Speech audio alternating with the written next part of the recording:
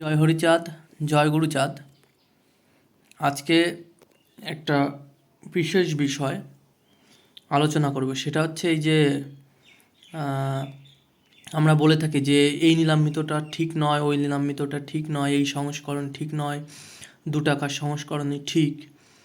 তো আজকে আমার বিষয় হচ্ছে যে আসলে কোন নীলামৃতটা সঠিক এবং কোন নীলামৃতটা পড়া উচিত, এবং লীলামৃতের যে মূল পাণ্ডুলিপি অর্থাৎ চন্দ্র সরকারের হাতে লিখিত পাণ্ডুলিপি, সেই পাণ্ডুলিপিটা বা কোথায় আছে এখন, সেই সব বিষয়ে একটু নিজের মতন করে আলোচনা করব। এবং এটা নিজের মতো করে বলতে নিজের মন উক্তি গড়ানো কিছু নয়, এটা হচ্ছে লীলামৃত পড়ে তারপরে সেই বিষয়ে বলবো। এটা আমার কথা না, এটা সম্পূর্ণ লীলামৃতের। তো দেখুন, এই যে নীলামৃত আমার কাছে আছে, নবম সংস্করণ, এটা তারকচন্দ্র সরকার প্রণীত। এটা হচ্ছে শ্রীযুক্তা বীণাপাণি দেবী ঠাকুরানী এর নাম্বার। তো যাই হোক, আমি এবার চলে যাব যে লীলামৃত, আমার কাছে যে লীলামৃতটি আছে এটা কি সত্যি সঠিক, নাকি এটাও ভেজাল আছে, কিংবা তারকচন্দ্র সরকারের লিখিত যে আদি লীলামৃত গ্রন্থ হাতে লেখা সেই পাণ্ডুলিপি বা এখন কোথায় আছে, এইসব বিষয়ে আলোচনা করব। তো আমি একটা ভিডিও বানিয়েছিলাম, সেখানে অনেকেই বলছেন যে আমার কাছে নীলামৃতটা সঠিক নয়, আমারটা নাকি ভুল। তো তারা একটা দৃষ্টান্ত, একটা উদাহরণ আমাকে দিয়েছে যে 2 টাকার যে লীলামৃত ছিল হরিবশ সরকারের, সেইটাই নাকি সঠিক ছিল। তো আমি কিন্তু সেটা বলতে পারছি না, ঠিক মানে মান্যতা দিতে পারছি না যে সেটাই আসলে সঠিক ছিল। এর কারণ হচ্ছে কি, আপনাদের বলি যে তারকচন্দ্র সরকারের লিখিত যে লীলামৃত, হাতে লেখা লীলামৃত, সেটা কিন্তু আমি বলেছিলাম যে সেই লীলামৃত কিন্তু হারিয়ে গেছে। তারকচন্দ্র বিশেষ, আপনারা এই এই জায়গাটা একটু পড়ে শোনাবো আপনাদের, যে চতুর্থ সংস্করণে প্রকাশক কপিল কৃষ্ণ ঠাকুর কি বলছেন, যে তারকচন্দ্র সরকারের যে হাতে লেখা পাণ্ডুলিপি সেটা কোথায় গেছে। আগে সেটা বলি, তারপরে আমি লীলামৃতের জায়গায় যাব। তো দেখুন, এখানে লেখা আছে যে 1323 সালে শাস্ত্র প্রচার প্রেস, দর্জিপাড়ার 5 নং ছিদামুদি লেন, কলিকাতা হইতে শ্রী নকুলচন্দ্র দে দ্বারা মুদ্রিত ও শ্রীযুক্ত হরিবশ সরকার কর্তৃক প্রকাশিত হইয়াছিল। মূল্য ধার্য করা হইয়াছিল 2 টাকা মাত্র। এই সেই 2 টাকার লীলামৃত, মানে যেটা নিয়ে বলছে যে ওটাই আদি লীলামৃত, ওটাই ঠিক।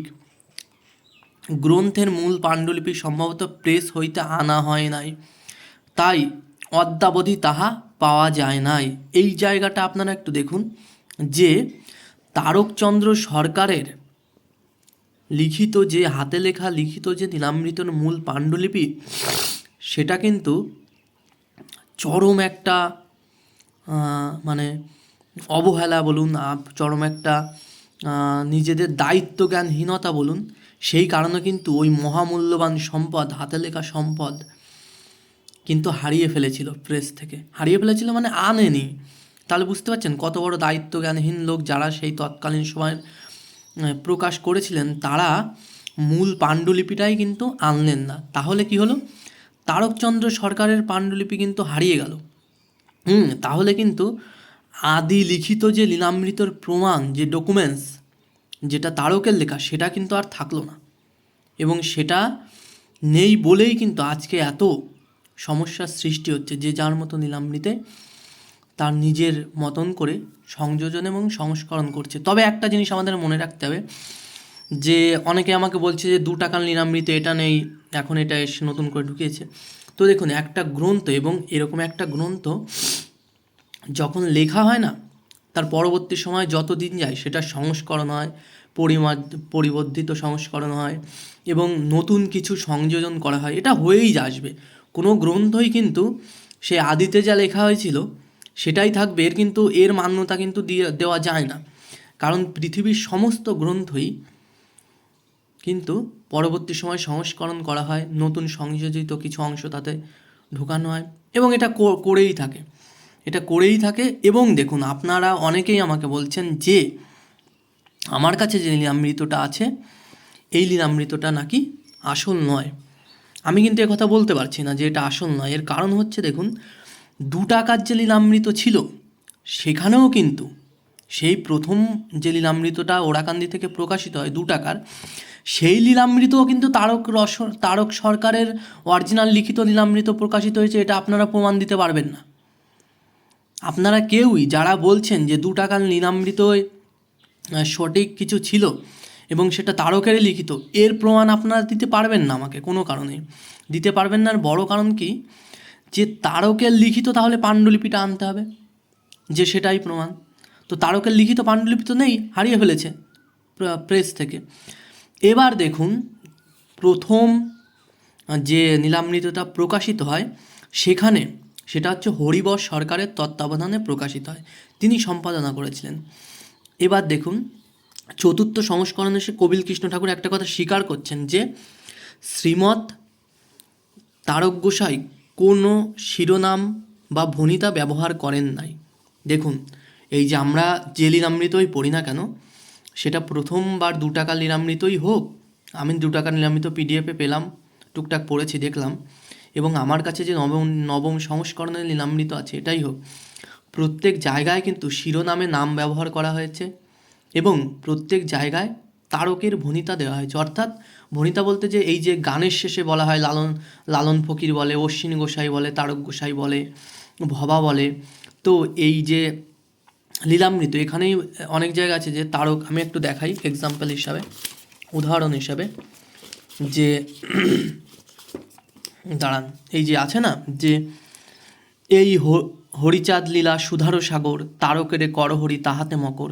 এই যে তারকেরে করহরি তাহাতে মকর, তারক শব্দটার ব্যবহার করা হলো, তারকের নাম ব্যবহার করা হলো, এটা কিন্তু তারকের লিখিত লীলামৃত ছিলই না।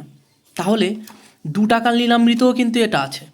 তাহলে কি করে আমরা বিচার করতে পারি যে 2 টাকার লীলামৃতটাই হচ্ছে অরিজিনাল লীলামৃত? এবার দেখুন, এবার একটা জিনিস আমি দেখাবো, যে হরিবর সরকার যে 2 টাকার লীলামৃত প্রকাশ করেছিলেন, পরবর্তী সময়ে তিনি একটা অংশ লিখেছিলেন পরিশিষ্ট অংশ। সেখানে তিনি নিজে স্বীকার করছেন, দেখুন, যে যেগুলো নীল কালিতে দাগানো আছে, আমি একটু পড়ে শোনাবো। অতঃপর আমি আদিষ্ট হইয়া এই গ্রন্থকে আদি, মধ্য, অন্ত ও পরিশিষ্ট এই 4 খণ্ডে বিভক্ত করিয়াছি এবং আদি খণ্ডে 7ম তরঙ্গ, মধ্যে খণ্ডে তরঙ্গ, অন্তে খণ্ডে 6ষ্ঠ তরঙ্গ এবং পরিশিষ্ট খণ্ডে তরঙ্গত্রয় দ্বারা অত্ত গ্রন্থকে 23 তরঙ্গে খণ্ড খণ্ড করিয়াছি এবং যে মহাত্মার যে ক্রিয়াকলাপ তাহার শীর্ষপদ এবং শেষপদ, শীর্ষপদ হচ্ছে শুরুর দিকে এবং শেষ পদার্থের শেষে যাহাকে সাধারণ ভাষায় ভণিতা বলিয়া থাকে, তাহা কবিরছরাজ মহাশয়ের নাম সংকলিত করিয়া আমি শেষ করিয়াছি। ইহাতে যে বাকচাপল্য এবং শ্রুতিকটু দোষ পড়িয়াছে তাহা এবং শ্রীমৎ কর্তৃক প্রুফ দেখায় গ্রন্থে যে অংশ বর্ণনা শুদ্ধ ভ্রান্তিমূলক যে বর্ণনা সেখানে রয়েছে, তাহা আপনাদের ক্ষমা সহৃদয়তা এবং বদান্যতা গুণে আমাকে মাপ করিবেন। সম্পূর্ণ দায় কিন্তু লীলামৃতের দোষ কিন্তু হরিবর সরকার নিয়ে নিলেন। এইবার আমার কথাটা হচ্ছে যে 2 টাকার লীলামৃতেই বলুন আর এই বর্তমান সময়ে এসে আমার কাছে নবম সংস্কারই বলুন, কোনো নীলামৃতই কিন্তু একেবারে বলা যায় না যে নির্ভুল। এর কারণ হচ্ছে কি, তারকচন্দ্র সরকারের লীলামৃত গ্রন্থ, লিখিত গ্রন্থ হারিয়ে গেছে, সেটা কোনো দিন কোনো পণ্ডিত আর উদ্ধার করতে পারবে বলে আশা করা যায় না, কারণ কোন ছাই চলে গেছে এতদিন বের করা যেত। তাহলে আমরা এই লড়াইটা করতে পারি না যে ওই লীলামৃতটাই সঠিক ছিল। ভাই, তোমার কাছে যে একজন আমাদের সময় যে ধরুন একজন 18-19 বছরের ছেলে, সে যদি লীলামৃত পড়ে তার মতন করে ব্যাখ্যা করতে চায়, সে কী করে 2 টাকার লীলামৃত পাবে? এবং 2 টাকার লীলামৃত ভুল নয় কী করে বলবো? এখানে তো প্রথম সংস্করণেই বলা হচ্ছে, হরিবর সরকার বলে দিচ্ছেন যে লীলামৃতের অনেক জায়গায় তিনি নিজের মতন করে লিখেছেন, নিজের মতন করে কথা ঢুকিয়েছেন। তাহলে তাহলে একটা কথাই আমার পরিশেষে বলার এই আলোচনার উদ্দেশ্য, যে কোনো গ্রন্থ যেভাবেই লিখিত হয়, মানুষ শেষ পর্যন্ত যেই লেখেন না কেন, তার ভিতরে সংযোজন করান না কেন, সেটা কিন্তু মানুষের কল্যাণার্থে, সমগ্র মানুষের কল্যাণার্থে কিন্তু সেই দিকটা নিয়ে যায়। তাহলে আমরা নিজেরা কখনো এটা নিয়ে তর্কাতর্কি করতে পারি না যে ভাই ওটা ভুল, এটা ভুল, এটা ভুল। কোনোটাই ভুল নয়। যার কাছে যেটা আছে, যেভাবে আছে লীলামৃত, সেটাই সঠিক। কারণ তারকের লিখিত লীলামৃত যেহেতু নেই, তাই না? এই যে আমরা ব্যবহার করছি তারকের লিখিত প্রথমে, হ্যাঁ, তারকচন্দ্র সরকার এর মূল হোতা কিংবা মূল লেখক। তারপরেও কিন্তু সবাই তার মতন করে সংযোজন করে এর ভিতরে ঢুকিয়েছেন। এবং পরবর্তী সময়ে এসে যে যারা এখনও নতুনভাবে নতুন কিছু সংযোজন করছেন নিজেদের মতন করে, তো এইটা নিয়ে কিন্তু আমরা লড়াই করতে পারি না যে এটা ঠিক ওটা ঠিক। এর একটাই কথা পরিশেষে, যে একজন ভক্ত যদি নিজের মতন করে তুলে ধরে সত্যকে, আমাদের কারোর রাগ করা উচিত নয়। কারণ ঠাকুরের দ্বাদশাধ্যায় বলে গেছিলেন যে সদা সত্য কথা কহিবে, পরধর্মকে নিন্দা করিবে না। তাহলে যে যেই হোক না কেন, যে যেভাবেই বলুক না কেন, সেটা যদি সত্য হয়, আমাদের সকলের কিন্তু স্বীকার করে নিতে হবে। সেটা যতই তিক্ত হোক না কেন, সেটা আমাদের বিরুদ্ধে যাক না কেন। কারণ হচ্ছে একটাই, যে সত্যের কখনো মৃত্যু নেই। কিন্তু এই যে আমরা নিজেদের মতন করে নিজেরা মনোক্তি অনেক কিছু নিজেদের মতন করে বানিয়ে দেওয়ার সবথেকে বড় বিষয় কি জানেন? আমাদের অধিকাংশ সমাজে লোক পড়াশোনা করে না, কিন্তু শাস্ত্র, অধিকাংশ লোকজন পড়াশোনা না করে তারা নিজেদের মতন করে মৌখিক কিছু জায়গা তারা মুখে শোনা গল্প মুখস্থ করে করে সেগুলো কাউরায়। এবার তাদের সঙ্গে সমস্যা হয়ে যায় যারা পড়াশোনা করছে তাদের, কারণ তারা তো পড়াশোনা করে সঠিকটা বলছে। এবার দেখা যাচ্ছে কি, যে লোকটা মৌখিক গল্প বলে এলেন কোথাও, মানুষকে প্রভাবিত করলেন, তার সঙ্গে পড়াশোনা করা লোকের মিল হচ্ছে না। মিল না হলে কী হচ্ছে, এতে কিন্তু ঝামেলা সৃষ্টি হচ্ছে। যে ভাই তুমি এটা বললে, এবার সে তো বই পড়ে বলেছে, যেটা আমি বলছি, যে আমি যেটা বলছি, এই যে লীলামৃত হারিয়ে গেছে মূল খণ্ড, এবং নীলামৃতর যেটা সবাই ভীষণ তীব্রতা সহকারে বলছে যে 2 টাকার লীলামৃতটাই সঠিক, সেখানে কোনো ভুল নেই, এসব কিন্তু সময়ের সঙ্গে সঙ্গে পরিবর্তিত হয়েছে। যে যার কাছে যে খণ্ডটি আছে লীলামৃত, সেটাই সঠিক, যেহেতু আদি মূল তারকের লিখিত হারিয়ে গেছে। নমস্কার, জয় হরিবোল, জয় হরিচাঁদ, জয় গুরুচাঁদ।